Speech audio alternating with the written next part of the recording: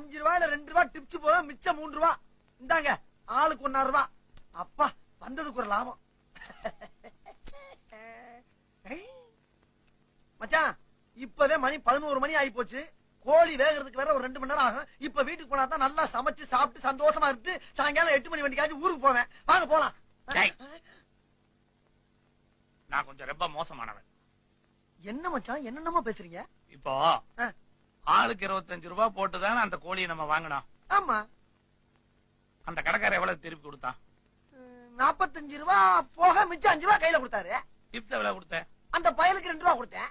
மீதி 3 ரூபாயில ஆளுக்கு எவ்வளவு எடுத்துக்கிட்டோம்? 1.5 ரூபாய். அப்ப 25 ரூபாய் போட்டவனுக்கு கொள்முதல் எவ்வளவு ஆச்சு? 25ல 1.5 ரூபாய் போச்சுன்னா 23.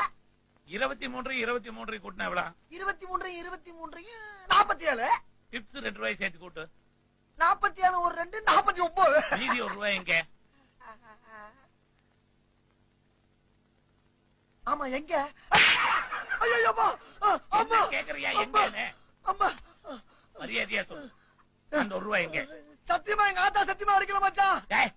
உங்க ஆத்தா செகிட்டு உங்க அப்பா உங்க அக்கா உங்க அண்ணன் எல்லாத்தையும் எனக்கு தெரியும். மரியாதையா சொல்ல அந்த 1 ரூபாய் எங்க? சத்தியமா எடுக்கவே இல்ல. நீ எதை கணக்கு தப்பா சொல்ற?